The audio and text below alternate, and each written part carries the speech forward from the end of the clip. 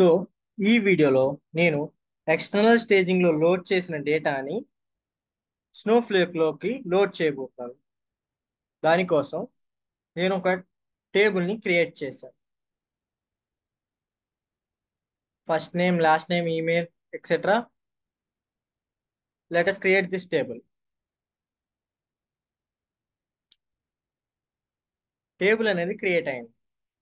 ఇప్పుడు copy command use చేసుకుని మనం ఎక్స్టర్నల్ స్టేజింగ్లో ఉన్న రా డేటాని డేటాబేస్లోకి లోడ్ చేసుకోవాలి. దానికోసం మనం ఈ కమాండ్ యూజ్ చేసుకోవచ్చు. కాపీయింగ్ ఇంటూ మన డేటాబేస్ EMP/GCS టేబుల్ ఫ్రమ్ మనం క్యూరీ చేసిన ఎక్స్టర్నల్ స్టేజింగ్ లో లోడ్ అయ్యి ఉన్న రా డేటా ఫైల్స్ యొక్క ఇన్ఫర్మేషన్ మనం ఇక్కడ ఇచ్చాం. ఇక్కడ ఆన్ ఎర్రర్ ఈస్ కంటిన్యూ. దీనికి అర్థం ఏంటంటే ఒకవేళ డేటా లోడ్ అయ్యే టైంలో ఏమైనా ఎర్రర్స్ ఉంటే వాటిని ఆపి మిగతా డేటాని లోడ్ చేయడానికి ఆన్ ఎర్రర్ ని కంటిన్యూలో పెట్టుకున్నాం. ఇప్పుడు ఈ కమాండ్ ని రన్ చేసి చూద్దాం. కమాండ్ రన్ చేసిన తర్వాత ఇక్కడ ఎన్ని ఫైల్స్ అయితే లోడ్ అయినాయో లేకపోతే ఎన్ని ఫైల్స్ అయితే ఉన్నాయో ఇక్కడ డిస్ప్లే చేస్తుంది. వాటి స్టేటస్ ఇక్కడ డిస్ప్లే అవుతుంది. ఏంటంటే ఇక్కడ లోడ్ అయినాయా లేకపోతే పార్షియలీ లోడ్ అయినాయా. పార్షియలీ లోడ్ అయినాయి అంటే డేటా అనేది ఎర్రర్ ఉంది డేటాలో. ఆ ఎర్రర్స్ అనేది మనం ఇక్కడ చూడొచ్చు. First error. దీనికోసం మనం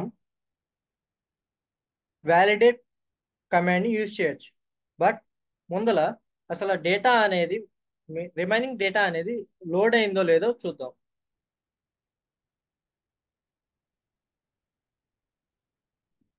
సో రిమైనింగ్ డేటా అనేది లోడ్ అయింది. First name, last name, email ID, etcetera అన్నీ వచ్చాయి. పార్షియలీ లోడ్ అయిన డేటా మాత్రమే రాలేదు. ఇక్కడ ఓన్లీ 29 రోస్ మాత్రమే ఉన్నాయి. అదే మన ఎక్స్టర్నల్ స్టేజింగ్ లోకి వచ్చి 32 రోస్ దాకా ఉన్నాయి. అంటే 3 రోస్ అనేది పార్షియలీ లోడ్ అయింది. దానికోసం మనం వ్యాలిడేట్ కమాండ్ యూజ్ చేసుకుని ఫస్ట్ టైం రన్ చేసినప్పుడు వచ్చిన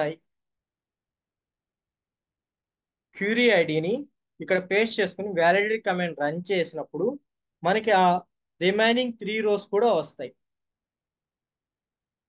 ఆ వచ్చిన 3 రోస్ తో మనం ఒక పార్షియలీ లోడెడ్ అనే కొత్త టేబుల్ క్రియేట్ చేసుకుని అక్కడ స్టోర్ చేసుకుని వెరిఫై చేసుకోవచ్చు.